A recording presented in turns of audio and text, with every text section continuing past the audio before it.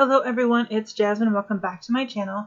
Today's video is going to be a design team video for Scrapping for Less and their May 2019 card kit. Now Teresa has put this together. There's several different kits within the larger card kit. So we're going to be playing with a few of those elements today. So I've got two of the pattern papers that I'm using. One is a wood print and the other one is kind of like, it looks like a picture of an outdoor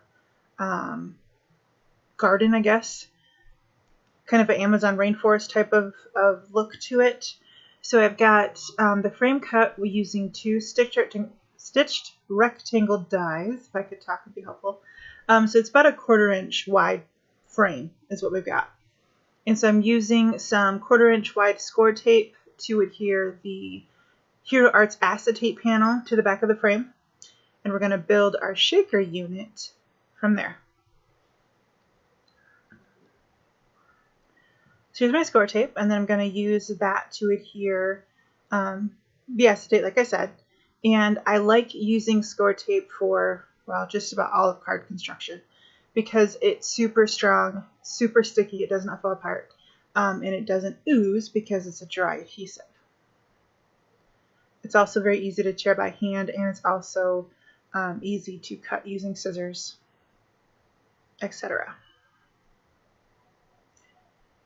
So we're going to use foam tape to build the shaker unit, giving it some dimension so it allows the contents to move around.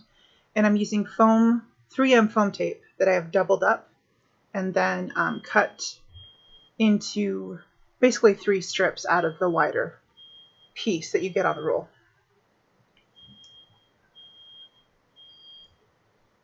So here I'm adhering my frame to the acetate panel and then trimming off the excess. You can trim it down to 4 1/4 by 5 1/2 with your paper trimmer if you want to, but I find this just to be a little bit easier so that you can trim it to fit, because sometimes the paper that we trim using the dies and stuff doesn't quite measure up exactly. So sometimes it can just work out easier to trim off the excess. So I've got my foam tape here, and you want to make sure that you're butting up your edges so that they're flush with one another and it doesn't allow any avenues for escape for your shaker bits. Last thing you want to do is have it shake and then shake all over your lap. So there's the foam tape. And then I've got a powder tool that I'm running just along all of the edges so that the contents that we use, the shaker bits, are going to be free to move around. They're not going to stick to the foam tape, and try to help eliminate any static cling, although that's more or less impossible. So I've got the shaker bits that we got in the card kit along with some Fairy Lights shaker bits from Little Things by Lisa's Cards and a little bit of glitter. And then I've got my backer panel that we'll see when I flip it over. This is a really pretty print. It looks like a photograph. Isn't that pretty? So I've got some mushrooms cut using the die that comes in the kit. You can see it there on the top left. Sorry, top right. So I've got my shaker piece all built, and I'm using the May Fairy stamp set that comes in the kit. And I'm going to use some of the Nina cardstock. I've cut that down to 4 1/4 by 5 1/2, and that does come in the kit as well. And I'm just going to stamp my images, and I'm going to fussy cut these out. If you're familiar with my videos or me at all, you know I do not like fussy cutting. It's probably one of the things I loathe most about crafting. So I always buy the dies. However, I'm not even sure that they make dies to go with the stamp set, but that's besides the point. I will end up fussy cutting these out. And this is Nina Classic Crest 110-pound cardstock. So it's a nice heavyweight cardstock, perfect for Copic coloring, which is how we're going to color our fairies today. So I'm just using some BG markers. This is like a blue-green tone. And I'm keeping the coloring fairly simple. I'm not doing too much in terms of lights and darks because these are small images. And if you're new to Copic coloring, then I'm sure you've had it happen where you oversaturate the paper and your ink bleeds outside of your lines. It happens to all of us. It's part of the learning process. Don't beat yourself up if you're new to these. But this paper is really nice and thick, so it kind of, I don't know, it gives you, I guess, more room for the ink to go, so you have a little bit more blending capability within the paper itself. So that's why a lot of Copic artists use it.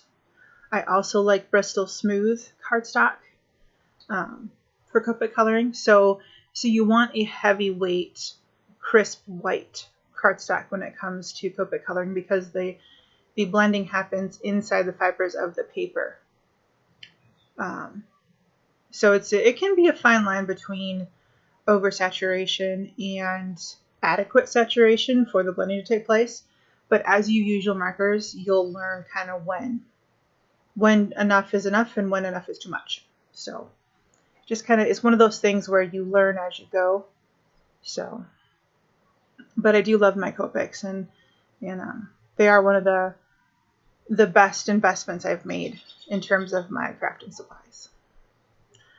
So I'm just using some simple darker blue greens for the little feet. And then we'll go in with skin tones. So these are fairies. They live outside most of the time. So I wanted to give them a little bit more of a tan skin tone. So I'm using E31 and I want to say E35 or maybe E33. But I'm only using 2 tones on the skin. And then I'll add in some blush. Oh, it's E34. Okay, good. And then I'll add in some blush for their cheeks using R20 and E04.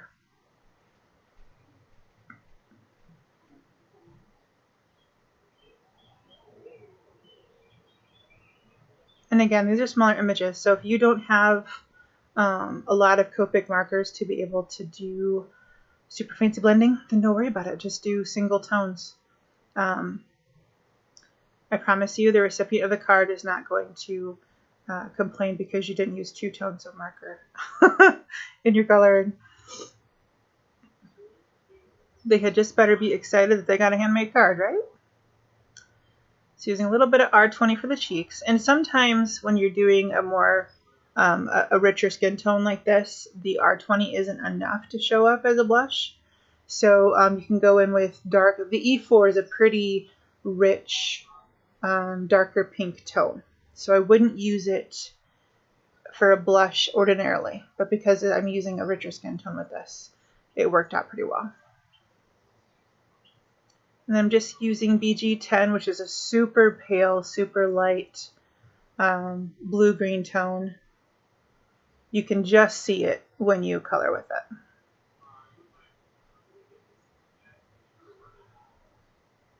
So I do apologize, but I did not film the coloring of the hair. So yeah, I know, sorry about that. I just did a blonde and a brown. And I'm not the greatest at coloring hair, but I do tend to look up Pinterest and see what others use to color hair. And I tend to just kind of pick one I like and go for it. Usually it has to do if I have those colors of markers or not, to be honest with you. So to kind of finish off our fairies, I'm using a clear Wink of Stella pen over their wings. And then I've just used a real light BG00 on the little banner that I cut out using a Neat and Tangled banner die to get a little bit of a purpley tone. And then I color over that with the Wink of Stella. Just a little bit of sparkle. Because you can't have too much sparkle when it comes to fairies, right? So I will adhere all of these using, and obviously adhesive because we're adhering it down. So real quick, when you fussy cut stuff, take a black felt tip marker and color around the edges.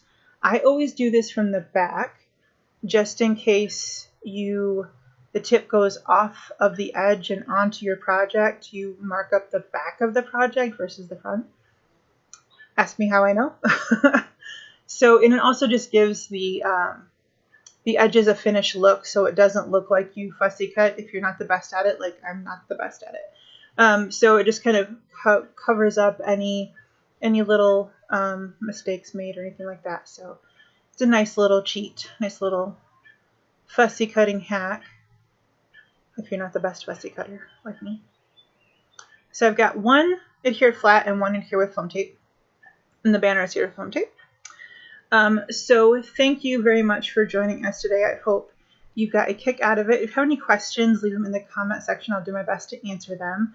But I'm hoping that you're going to get excited about the card kit and lots of variety and lots of ideas and lots of fun stuff. So we will catch you guys on the next one, and have a great day. Bye-bye.